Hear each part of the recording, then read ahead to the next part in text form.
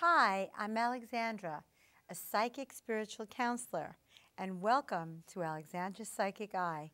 Have trouble keeping your eye on this year's goals? Here's a simple and fun idea that may help you focus on a more positive outcome. And you can prove to be entertained by it as well. Cut out images and words from magazines that may refer to your goals and create a collage. It is your creativity at work. You cannot do it wrong. Each night, use these images to aid in your visualizations. Remember, thoughts are things. The more you think and visualize them, the more powerful the energy being created. Try it. Don't go away. We'll be right back.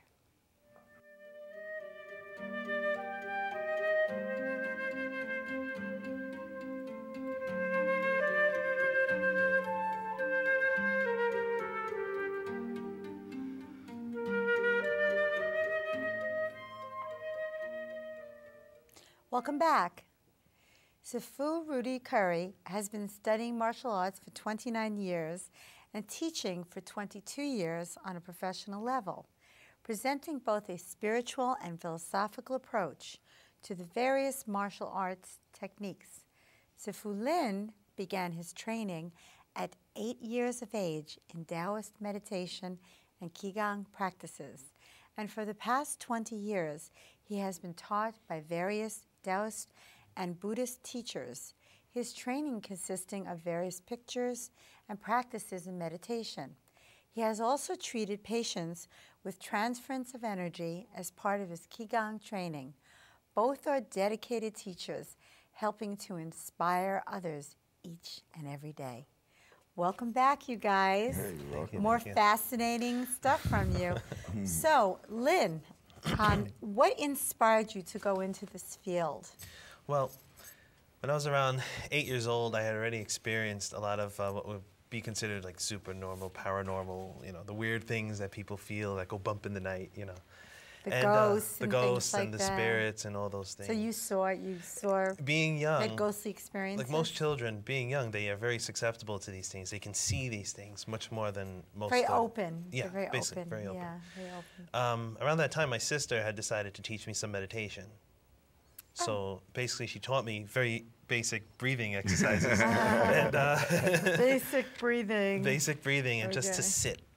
just sit in meditation as much as I could. Okay. And through that, I stayed with it. I started feeling like this was proper, this was right. I didn't want to bother with anything else, school, friends, or All anything. you wanted to do was breathe. Just wanted to breathe and breathe meditate. and breathe and breathe. Yeah, that's really what jump-started things. Okay, Yeah, great. kept me locked in that path. All right, so your sister kind of ignited you into this. Now, let's talk about meditation, Sufi Lin. How you feel people can benefit from that, because we've done a lot of shows on meditation. But what about how you do it and what you think of it? And meditation is the vessel. It's the method in which things start to take place through. It really doesn't do anything. It's the person's concentration, how well they learn to breathe, basically. Breathing is the breath or air. It doesn't have a likeness to it. It doesn't have a color, unless you throw a color and smoke and you get a colorful smoke. But it doesn't have a shape because it's all shapes. I can cut a hole in the wood and breathe through the wood. I mean, air can go through anything. Right. So it's the most, indefinite thing we can focus on. It's not going to steer us in any wrong direction. Once that gets, you can say, the concentration develops to keep your mind on that without throwing your eyes or your thoughts in different directions, following emotions, desires, and whatnot, you start getting somewhere. That's when your concentration power starts to bear fruit. That's when you start to gain things like wisdom and health. so what you're saying is, let's say someone feels lost, alone, confused. If they sit and they concentrate and they focus inward, the answers are there, and they can get peaceful and tranquil, and through the tranquility they can get answers. Most are looking for actual concrete answers, thoughts, words, of Right. philosophy. But that's not Sentences. important. Right, that's not important. The real answer is not looking for it, not bothering what bothers you. Then you realize that there was nothing that needed to be focused on anyway. You didn't need to be bothered. You didn't need to be stressed out. It's a letting go. It's a letting go and understanding the root cause. But investigating the mind is what meditation's about. It lets you understand those root causes without putting a face on it. It's cutting out views, cutting out How these about things. if we take an example of one of your students or someone that you've taught where you've had them use meditation for a problem and what they came up with? Good. I had a student who was on his own meditating. I hadn't seen him for several years because I moved out to China. And he would call me every few months telling me his problems. I can't believe this and that and this and that. He can't work certain things. He's starting to hear things in his mind and see things, and he can't control his energy, and he's feeling all over the place. I said, stop doing what you're doing. Stop, just sit and meditate. Oh, I don't believe in meditation. I don't believe in the sitting in lotus. I don't believe in all this stuff. I said, okay, you don't have to. Right. When you're ready, you'll get there. So after enough of problems, he said, okay, I got to try. Right, he felt like he was at the end of the rope. In 2 or 3 minutes, he just felt a state. We call it states when you're in meditation. There's states that arise. He felt a state that just calmed him out. The heat of worry left him. This cool feeling came in. And he actually realized that his problems, which are pretty heavy problems in general, he kind of realized what not to do to make them worse. And that already eradicated a great amount of stress. Well, I've noticed when my students come to me and I do meditations with them,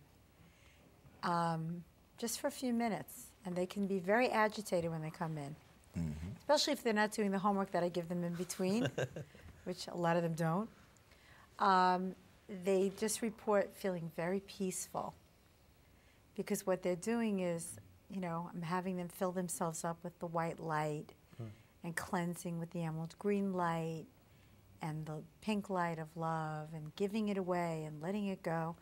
And it doesn't seem like it would really do anything. But it does a lot. You know, you were doing demonstrations on the other show, and Rudy, and it was amazing, just the energy of the movement. It was like mesmerizing.